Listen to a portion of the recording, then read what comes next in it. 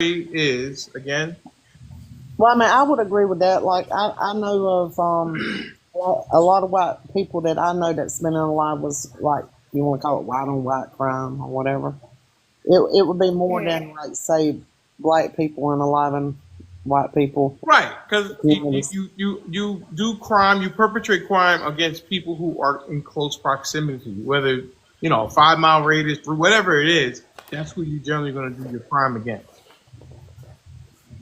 Can I just add, like, I'm just because I gotta go to this football game, but I just wanted to add, I just think it's really odd that I have to sit here and go back and forth about crime and sit here up against a system that has the highest body count on fucking earth.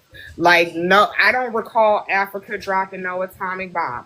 I don't recall them doing all the shit that happened up on this goddamn state. It's the audacity, because when did y'all start counting? When it was convenient? Because I mean, even if we tallied up all numbers, there's not a single person of color who could even touch with a 10-foot pole the amount of unalivements that's been here. So why is this always a conversation? Because I just feel like it's odd. Are you talking about America itself? Yes, because you got to ask yourself the question: when did we start counting? When did we start actually counting? Because I could tell you when. It was around like what, the 70s. We started counting what? Counting what? 70s?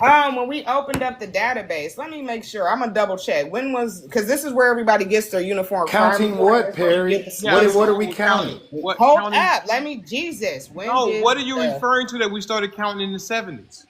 Crime.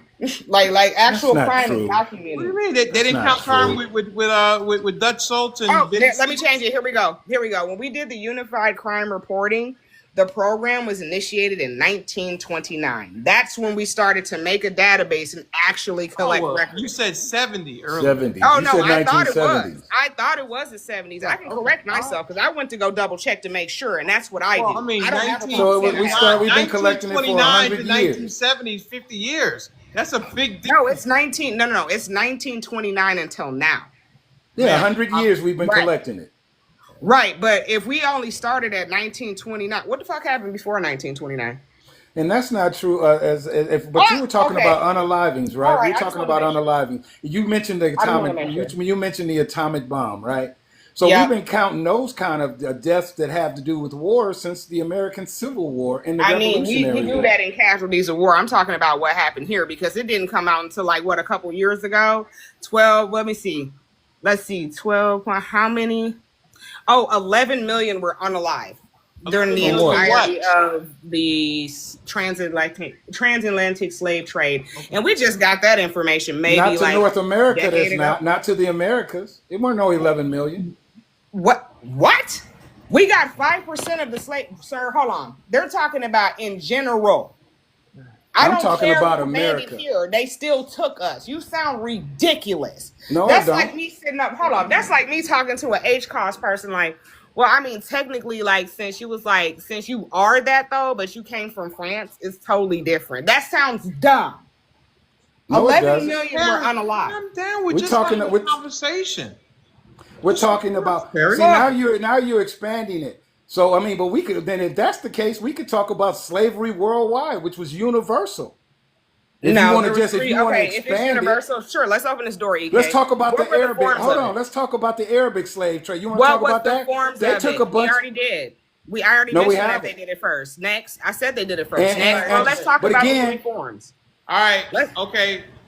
Ms. Candid, what would you like to say? You want to add something here?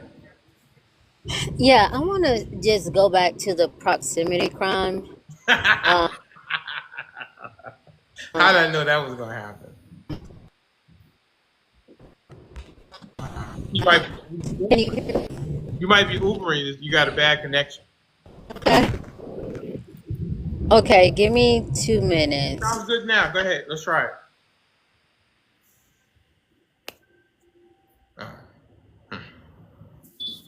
I mean, can you hear me okay? It was going. Try it now. Let's see. Well, why'd you go on mute? You went on mute. Oh, because I don't think, can you hear me? I'm hearing you loud and clear right now. Yeah, we can hear you. Okay, perfect. Okay, perfect. So, when it comes to the proximity crimes, I don't I don't know. Sounds like something that liberals and Democrats came up with to just water down the issue.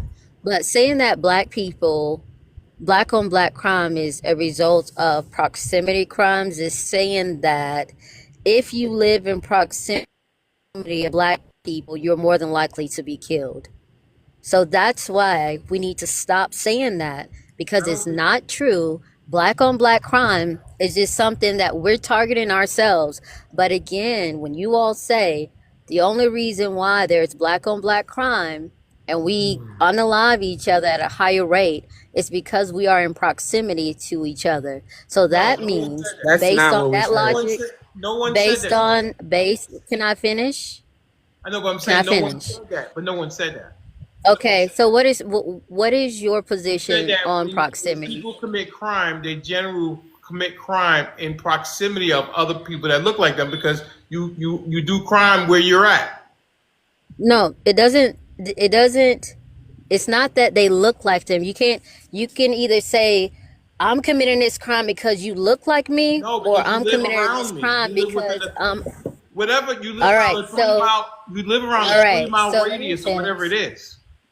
Okay, well, let me just finish because, again, as Mr. EK said, black people and white people go outside of their communities and kill other people all the time. It has nothing to do with proximity. However, if we use the proximity argument, that means if you live close to black people, you're more than likely to die because we kill people in proximity to us. But That's how That's that not including what sounds. we white people. mean. That's not what All I right, well, meant. then we need to stop using Well, that hang on a Okay, when argument. I'm second. If talking you about hang on a second, proximity, hang on, Yeah. please. If you live in Riverdale, Danielle, and you're not gonna generally go to Buckhead to commit crime. You're probably gonna stay in the Riverdale area or something in close proximity. And if you live around People black people, then commit crimes. you're gonna unalive other black people. Just like if you live around white people, you're gonna unalive more white people. So again, you you don't commit crimes. People go to malls and do stuff all the time, regardless of where they live.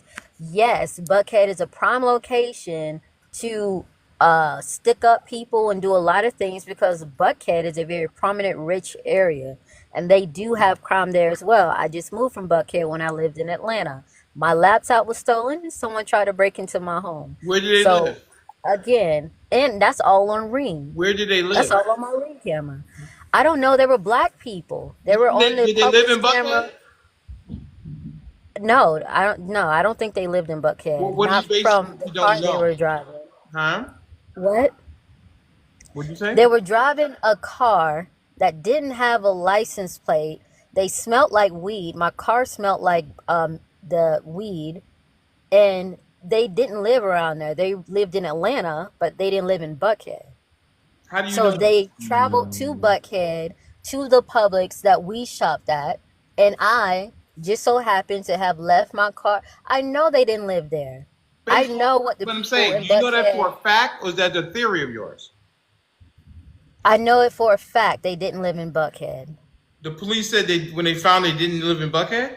Yes, they were what these people were calling. I believe they called them the Jack Boys here in Atlanta, riding around in the Kias, going around stealing people's cars and materials out of their cars. Okay.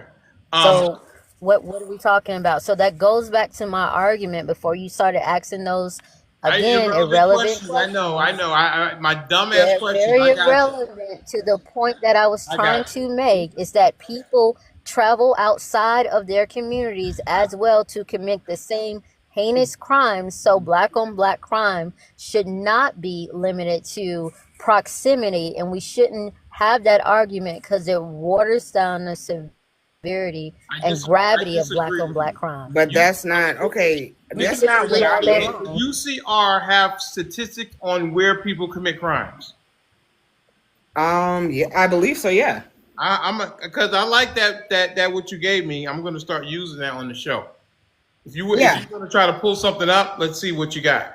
Let's see. UCR crime data. You go I mean, to that kind of makes sense to me that But I mean, people, listen, it's not 100%. I'm not saying that no one ever travels from Riverdale to Buckhead to commit a crime, but I think this is my belief, the majority of the crime that is committed, you will stay in a certain radius of where you live. Yeah, it's mostly in the criminal world. It's mostly a comfort zone.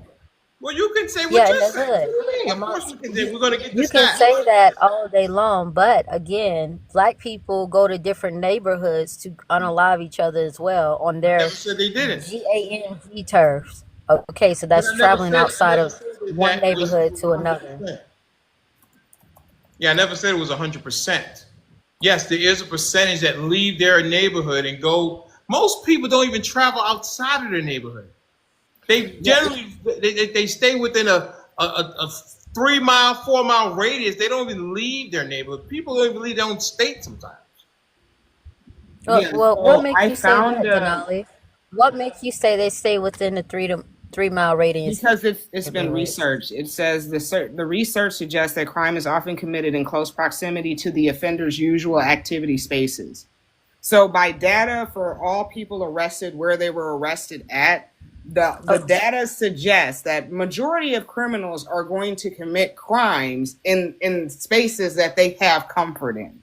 Like they're not going to go too far out from where they already are, because that's just dumb anyway. Like how you going to get away?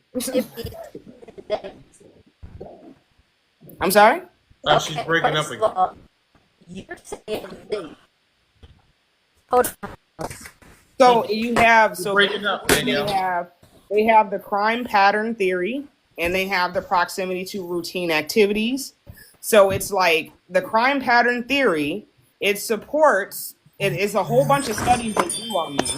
By the way, I got my bachelor's degree in criminal justice at Lakeland University. Ow! So so they did a lot of studies on this. It says it doesn't matter about any of that. Can you hear me now? I'm trying to give you what you asked for. Let her finish. It says it's supported by studies. Well, I was waiting to talk. Miss Danielle. It says offenders are more likely. Now, I will let you talk. Just let me get this sentence off. I will let you speak, and you can have it. But we're trying to flush something out. Go ahead. I'll let you speak. It says studies shown that offenders are more likely to commit crimes within their activity space, which encompasses areas that they regularly visit. That's what they mean by proximity. People often commit crimes in a close proximity to where they live, shit like that. That's what it means. Do they have any hard numbers to support that? Because it's a lot of they suggesting, but nothing. Yeah, I'm looking for some hard numbers. I'm pulling up stuff right now. So this is a whole report. Let me see up the locations of 17,000 residential burglaries, 10,000 non-commercial robberies.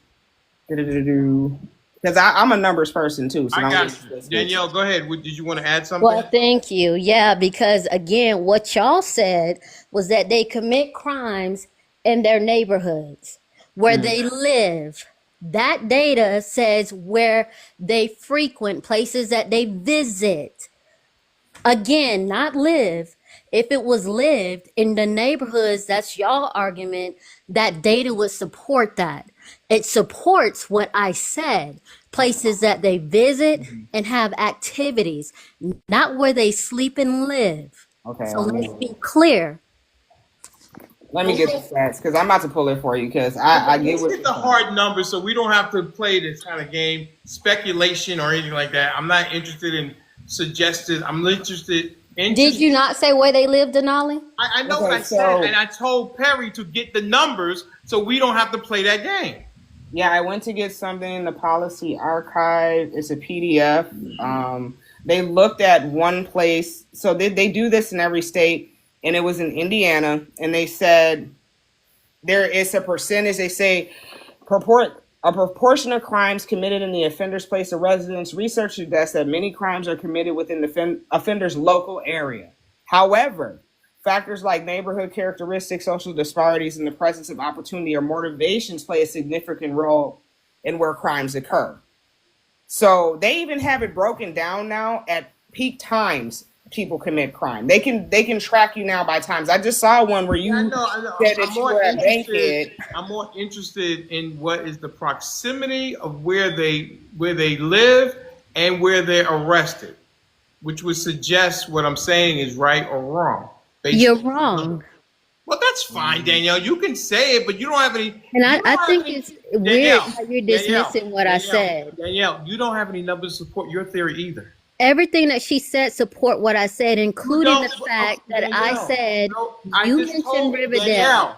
Danielle, I just told her let's get the hard numbers, not suggestions. Denali, what is she reading this stuff for then? Because it supports what I just said. I said to her to get the numbers so we don't have to play, what if and everything else like that. I would like to have they have to have numbers of where people are arrested. Okay, you're asking for numbers. What I said was literally damn near verbatim what she read, including the fact that people came to Buckhead, an area that I said is prominent and rich, from their communities to steal and stick up people. She literally just read the opportunities of different neighborhoods play a significant role in that. Yeah, so but all I'm saying is this. Everything that you can read it again, it don't matter. It's still going to literally support everything that I said. Well, I don't know if the that's fact true is this in our land. Listen, the fact is this in our land. I haven't ruled on that yet. You don't have to. She's reading it. She's reading it. That's why you don't want me to speak, because everything that I just said, she read. Danielle, don't do that. Don't do that, Danielle. That's why you don't want me to speak. What I asked for was hard numbers, because you're asking for numbers. Right? I never argued numbers. What I heard was you don't want the numbers. I never argued numbers. I said proximity. Danielle, don't do that to me. What did I come up here and say, Denali? I never mentioned anything about numbers. I'm telling you what I want, because the numbers don't lie. About what? Proximity crime? Yeah. Okay, what did I say about proximity crime? You don't believe it. That's fine. You don't have to. And I told you why, and I told you what factors it plays. What you're saying doesn't discount what I want. You're going to have your belief. I understand your belief. Okay, based on what she just read is not what I said, Denali. I just want to be clear. It doesn't matter, because there wasn't anything. It matters to me. That's fine. Then take the win. I want the numbers. No, it matters to me that you understand that what I said is what she's reading. You think I don't understand it? So then I was right. I didn't say you weren't right. I said I just want to know if you know that I was right. Danielle, what I said is that I want the numbers. Now you can take that what she said as a win for you, and that's fine. I want the numbers. But that's what you disagreed on. You said you disagreed on what I said. You remember that? I said I disagreed. Yes, no, I do disagree with you. That's why I'm asking for the numbers. So do you disagree with what she's reading?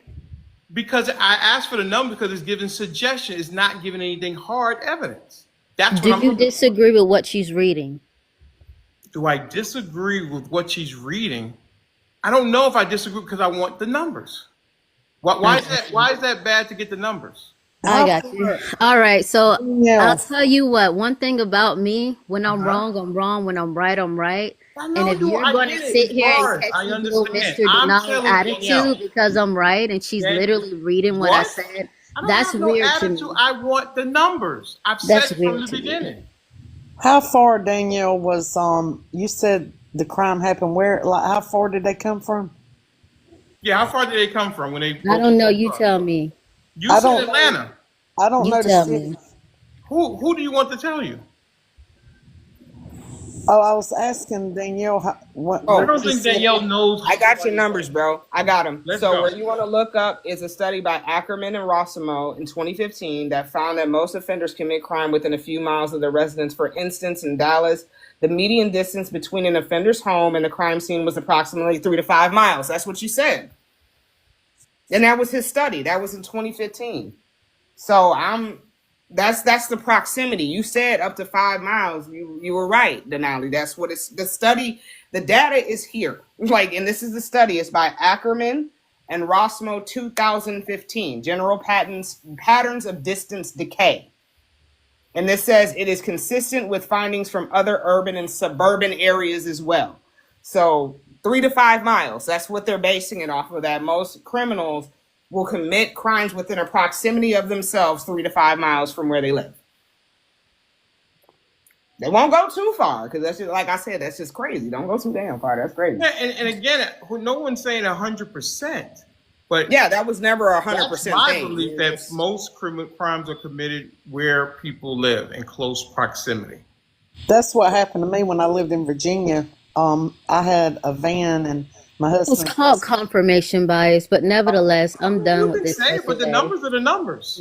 Yeah, I just gave you the article. We read both. Just like you read the first one and didn't say, "Hey, Danielle, I think you're right on that." Danielle, you will agree with what fits your narrative, but the numbers. I don't agree with what fits my narrative. First of all, I said what I said, and she pulled out some shit and started reading it, and then tried to substantiate her claim with, "I got a degree in what." I don't give a damn about that. What I care about. Okay, so what about the number? What you read was what I said. What about the numbers she just read?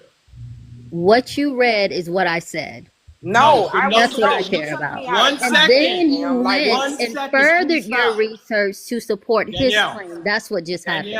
Danielle, the numbers that she just read about Dallas, do you believe them? Not interested in it. Okay, what you're not interested? Well, I already told you I was dealing with it. Then you're not interested in numbers, the things that don't fit your narrative. No, it's not about not fitting my narrative. I spoke on proximity crime. You don't agree with it. You don't think that's true. I spoke on proximity crime. Right. I spoke on why we shouldn't use that, and I said it waters down the severity and gravity of it. And I also gave you examples, especially when Mr. EK said his, the same example that I gave you, that we do travel outside to also unalive, kill, whatever you want to say, Black people in different neighborhoods as well. Now, if y'all want to limit that to just 3 to 5 miles, that's what we can get all our crime. The problem is that on y'all. So therefore, no one said it was 100%. No one said that. Who is arguing that it's 100%? Because so what's the percent? So is there a percentage of people committing crime in close proximity? What? Is there a percentage of crime that is committed? I don't know. I don't know. Okay, and I'm saying I don't know what that is either. So that's why I got That's not my argument. That's mine, though. Yeah, but the one that I argued and you said you disagreed with, she literally read damn near like I said, verbatim what I said. Right now, Danielle. Yes, I heard what she read. All right, so I'm done with it though. Okay, that's all. Are you done? I am. Okay. Are you leaving or are you staying? Glad. I mean, I don't know what happened. That everybody wants to have things that fit, but she read the numbers in Dallas. Now I'm gonna look deeper into it, but yeah, it's a really good study. They do it. They've been doing it all over the nation because the best way you try to come up with ways to deter crime and reduce recidivism. So these are really cool, interesting tools to know. Like now they even have peak times. I was going to tell her, like, they looked in Atlanta and they did a research study of it and they gathered all the data of arrests and started to do a timetable on what times crime. Yeah, I don't care about it. You know, her and I have had this argument about proximity because I believe that people commit crimes in close proximity. What the percentage of that is, I don't know.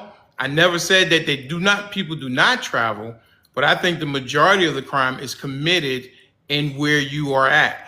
That's why I think the Black on Black crime is something that is just, in my opinion, not something that should be done, because then you got to have white on white crime, Asian on Asian crime, Indian on Indian crime. Black on Black crime is not, we're not special that we just commit crime on each other. Now, maybe at a higher rate, okay, I can have that argument, but don't tell me that whites don't commit crime on whites. I mean, come on. To me, that doesn't make any sense. Well, you can't tell me that because I know different. No, that's what I'm saying. I know what Danielle's doing. I know exactly. So with her story, I thought she said they caught him on the Ring camera. I've tried to talk 3 times and I keep getting over talked. You did what 3 times? Try to talk and get over talked. I'm sorry, I was adding to what you were saying because I was confused by her story because she said they got caught on a Ring camera and then she said she was at Hy-Vee. I was just trying to track her story. Yeah, I was just, the only reason why I asked and I was rudely responded to was I was curious to know what the distance was from that robbery, she said, or attempted robbery, or whatever it was, at her house. Because, like me, I had the same thing that happened to me when I lived in Virginia. You know, in my van, I didn't have the doors locked. They stole my TV out the van. I had a $800 trench coat, you know, laying in my back seat, and that got stolen. And then my husband's truck, which he had tools and stuff like that. Well, come to find out, the guys that did it, they lived in the same town. You know what I'm saying? Like, not in my neighborhood, but in the same town that I lived at. And I do believe that a lot of everyday crime does happen in a close proximity. Now, is there crime that people leave? Yeah, like serial unalivers. But it's not norm to have somebody come from, to go like 20, 30, 40, 50 miles out of town to, you don't even know that neighborhood, you don't know the scope of it, you don't know routine, you know what I'm saying? Like, I don't know. No, I mean, listen, I agree with you. And I don't have confirmation bias. I go with the numbers because numbers generally don't lie. Presu was, I'm sorry, I always mess up your name. I'll just call you Paz. Paz. Pazuzu or Pazuzu. Pazazu. Paz P, what's up? Are you there? You want to unmute yourself? I got you. I got you. Yeah. It took me a minute to get to the unmute button. Can you hear me? Yeah, let's Yeah, go. we hear you. How do you Yeah, pronounce yeah. your name? Your Pazuzu. title, is it Pazuzu? Okay, I was close. Yeah, you got it. You got it right the first time. Why is so the prompt is asking about why African Americans do so much crime to each other. Ultimately, it's really about poverty for real, for real. We don't. There's been a couple things that happened that systematically divested people of their property values. You can't leverage your equity in your property. You can't really get up and to do business. And the way that people traditionally um, get up is through their equity. You know, if you own property and you're able to carry homeowners insurance, you're able to pull a lot of credit and you're able to invest into other business ventures because you've been putting equity into your property. Um, cities, city planners have done a lot of stuff to African American communities to divest them of traffic. So you can go across the country and see interstates that have been put through certain areas or city development that takes people traveling out of these communities. So that's one thing, but also like it's the community ethic. So like I've been working with this nonprofit organization called Cure Violence for a while. We protect culturally a lot of people who should be in jail. Like we have serial, like we always have white people and say, oh, these people are these white men are serial killers. We have real serial unalivers in the black community, and they just pew pew people every day. That's what they do. I knew somebody I grew up on the street with. I knew he unalived people on a semi regular basis. I remember one time he actually shot. He actually pew pew somebody. Uh, and we all know he did it right between my neighbor's house and the abandoned property right there. That person wasn't found for 2 or 3 days, and we all knew he did it. And he just continues to be in the community, uh, doing his thing. So yeah, it's there's two things: it's economics and it's ethics. We tolerate a lot of stuff that is not tolerable. Right. I mean, we all know, listen, I think, I don't know. This might happen in other communities as well. You know that your uncle may touch children, and you tell your kids stay away from the door, and you got them locked up in the bedroom and things like that. Those kind of things do happen when you make those excuses for people who may be in your family, and the no snitching Yeah, thing, all that kind of thing like that, kind of goes all into it. yeah, and so like they're different communities have different issues. You find a lot in the white communities that adults touching children is a big issue in the white communities. So you see more I think it sexual might be. crimes. I might just be a thing in all communities. I don't know if it's just white. I mean, I just I, gave you. I So I was working with the statistician. It's biggest in Um, white communities. Yeah. Oh, I really? was working with the statistician. He for my area, and he basically said like, look, young black men, these are the kind of crimes that they engage in on a regular basis. This is the age group and demographics of these people. He said it was from the age of 14 to 39. You will find that black men in that age range engage in burglaries, robberies, and homicides. And then in the age range of basically like 13 to 70, you'll find white men doing sexual crimes. Uh, and that's like that's their bag. So that's what So you're saying there, so that don't happen in the black Oh, it communities? absolutely Y'all does. saying No, that? no, no. Hold Y'all on, saying adults don't hold mess on, with little hold on, kids in the hold on, black hold on. That's community? not what I said. Don't extrapolate that up to that because there's plenty of sexual crimes in the black community. But I'm just highlighting the outliers. So in those groups that from Hey, I watched the movie yeah, but Precious. Precious is not indicative of everybody's experience. I think that there's I'm a just lot of I saying. think you'll find there's a lot of mid-range to like 25 to 16-year-old boys messing with girls who are too young for them in the black community. Um, I I don't know about the other stuff because I didn't get too deep into the data, but I just happened to meet the statistician, and that was what we broke down. And like they gave me heat maps and everything, so you can see where everything's happening, how it's cataloged. You can go pretty much to any area and find data from 2024 to 2023 in your city about where and what crimes are happening. So, I said it right the first time. Pazuzu, just call me Pazuzu. Paz. Paz. Pass. Okay, pass. Don't say that name. Don't say that name, EK. Pass. I'll call him pass. I think that's it. Ain't that a demon Nah, name? it's not a demon name. I don't know. Are you sure? There's a lot of it's just a gamer tag that I had for a really long time. So I Oh, just okay. That explains it. I So, had it first since of I was all, like 12. all right, pass. Let me get in here. I agree with you that I just think you have it reversed. Economics does have some effect on crime, but I think your second one is the most important one. Um, Morals, values, and ethics determine whether you're going to be a criminal or not, more than your economic status. I think that's the number one driving thing. I think people, as I've said many times before, that are going to church every Sunday and Bible study on Wednesday aren't a whole lot of people that are doing that or are out doing crime, no matter what their economic status is. And we have plenty of rich people who do a lot of crime, even though they're not destitute or in poverty. So again, it's the morals, values, and ethics that are the most determining factor on whether you would be a criminal or do crime. When I was in the streets doing crime, I had poor morals, values, and ethics. That's just a fact. I wasn't starving.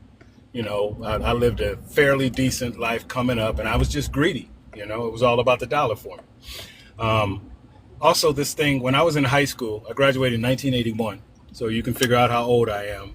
I had an AP health class because at one point I was talking about being